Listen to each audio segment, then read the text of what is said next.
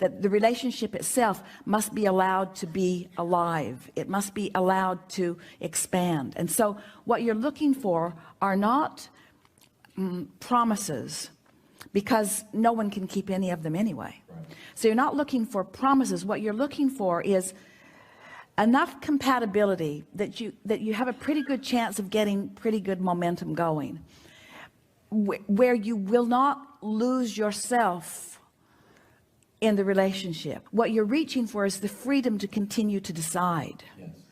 I want the freedom to continue to decide. And in some ways, a relationship in and of itself, as from your perspective of it, sort of belies that, because it sort of says, I'm going to get so hooked on you that then I won't have the freedom to not be hooked on you if I should choose to be. It's a freedom thing. It's a control thing. Yes. That you're feeling. Yes. And you can get around that or get to the heart of it by understanding that the only thing that anybody can control is their own relationship with who they are. That's what you're reaching for all the time. If we were entering into a relationship, standing in your physical shoes, it is our promise to you that our relationship vows or determination would go exactly like this. So far, I like you pretty good. Let's see how it goes. Let's see how it goes. I'm going to do my best to stay in alignment with who I am, which means this relationship has a really powerful probability of not only surviving but thriving, because I'm going to do everything that I can do to be in alignment, which means I'm going to look for the best in you and in everybody.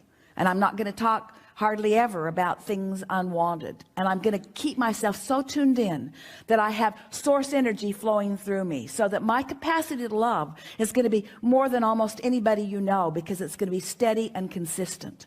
And my capacity to love you is not going to be contingent upon anything that you do.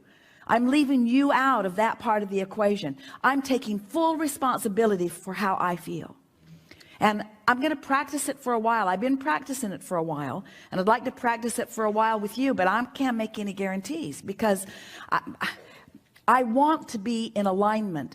I just want to be in alignment. I want to know that I can be in alignment without holding someone else hostage to standing on their head in lots of different ways in order to keep me in alignment. So what I'm saying to you, potential lover of my life, is that there are no deal breakers. There are no deal breakers. There is nothing that you could ask of me that would break this deal, because my relationship with you is not about that. My relationship with you is about my relationship with Source. And you're really pretty.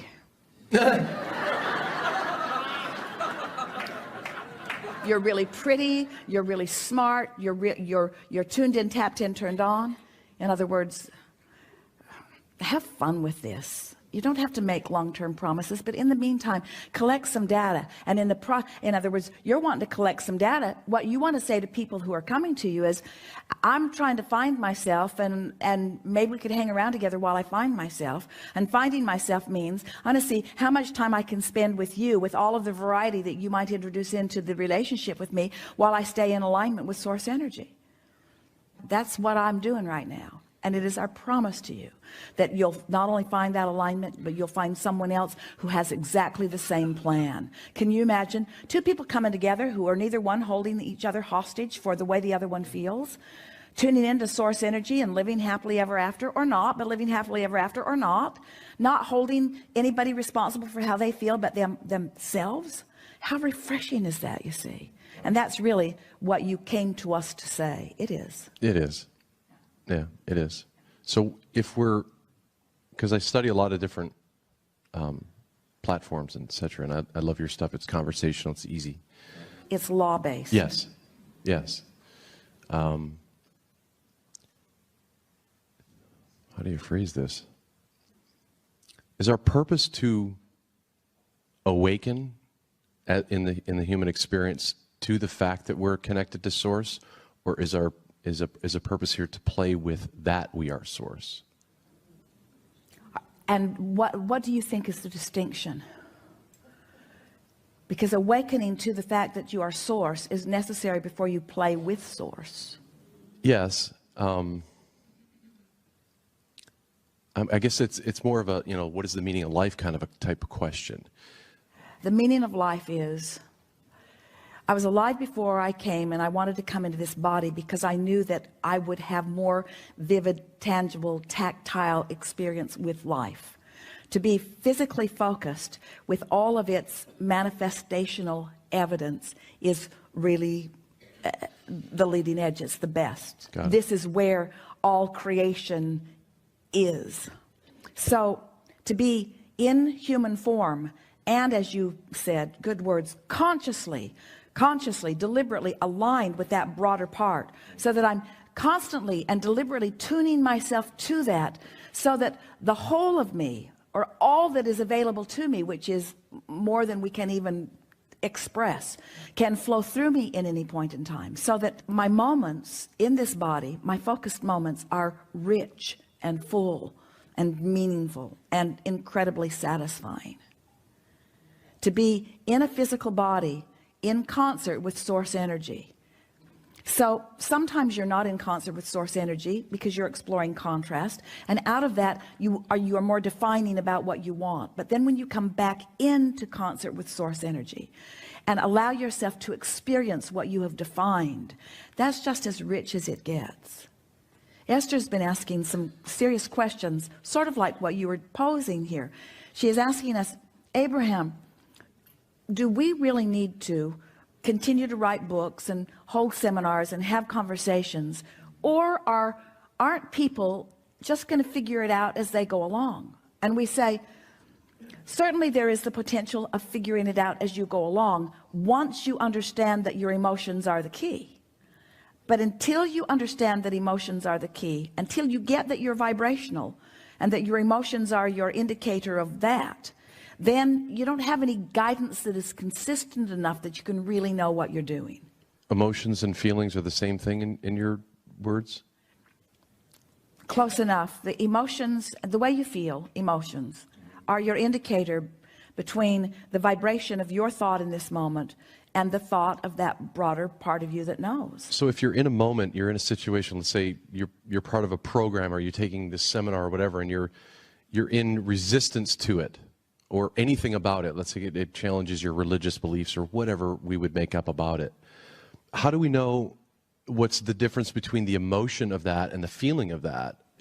Well, we would not try to make any distinction between the two, because what we mean when we say emotion, again, you have to start with the premise that you're vibrational, and so that an emotion is a literal physical translation of conflicted vibration. Right. It's introducing resistance into a vibration. So for example, when you're feeling elation, right, there's no contradictory thought within you. Right. When you're angry, right, there's a contradictory thought. Contradictory meaning what the source within you thinks about this right now and what right, you're thinking about this right now aren't blending. They're but off. You have the free will to introduce it into the equation, so you get the benefit of feeling how your thought merges with the thought that you have really come to as the evolving, expanding, eternal being that you are. So the meaning of life, the true meaning of life is expansion, really. The true result of life is expansion. We've said for quite a while that the basis is freedom, because you're so free you can choose bondage. And the purpose of it has to be joy, because in seeking joy, then you're seeking alignment. And the result of that is outrageously delicious expansion, you say. Can you be confused between your emotions and your feelings, like you're in a situation where, like, your belief system or your fears are holding you back? If you don't isolate them, and examine them in a sort of steady way, you can, because as you move from thought to thought, your feelings shift. Right. And so the best way to subdue that confusion that we've noticed, that our human friends have discovered, is when you're feeling an emotion, especially the strong ones, if you'll stop in the middle of it and just say simply, let's say you're feeling a strong positive emotion. If you'll stop in the middle of it and say, we have agreement here. What my opinion and the opinion of source about this right here is saying. When you have strong negative emotion, stop and say, we have a disagreement. My opinion and the opinion of source are not the same. Who I have really come to and who I'm allowing myself to be right now are not the same. So it's interesting because that means that all agreements or disagreements are between you and you. They seem like they're about what that person wants or about what that person's doing, but they're just introducing a concept that you are having a reaction to. Right. And the reaction that most are having to what most are saying is, I'm not free to choose, and that's not true. But once you start exercising your freedom to choose, and you watch the powerful law of attraction bring you what you choose, and bring you what you choose, and bring you what you choose, and bring you what you choose, you begin to feel invincible. Not selfishly invincible, as if you are depriving others of what they want, but invincible in the sense that you understand your true point of attraction and the power of it. And the power of your point of attraction lies in the power of your ability to focus on what you want. And the power of your ability to focus upon what you want lies in your ability to feel the difference between what you want and what you don't want. In other words, you want love. You want love. I do. You want love. So when you think about focusing on someone and loving them, you want that love. When you focus on losing them, or you focus on them not staying, right, or you focus on them being distracted or not loving you back, now you're focused in a way that the source within you is never focused. And we can see how it could be confusing, but we promise you, once you get a handle on your emotions, you'll never be confused again. You won't be confused about what you're doing, and you won't be confused about what anybody else is doing. When you see somebody freaking out, you just know they're not in alignment with who they are, and they might even be justified in not being in alignment. So this is the contradiction, like when you say the want, I want something, which is to me as I hear the inference of lack. I want that, therefore I'm not that. That's semantics, and we understand that, and the word desire might be a better word applied to you. But the reason that we don't mind the word want is because we all will continue to be wanting. Right. There will always be more for us to move toward. And as you relax into that understanding, because it's the premise of all expansion, then it's good. Yeah. So Right. create your vision of what you want, desire, and then sit in it as if you were already it, or the experiences are what you believe it will feel like. Well said. Exactly right. But So even though I'm not in a relationship, to be in a relationship in my mind with the person or how I would have it to be, or how I have her to be.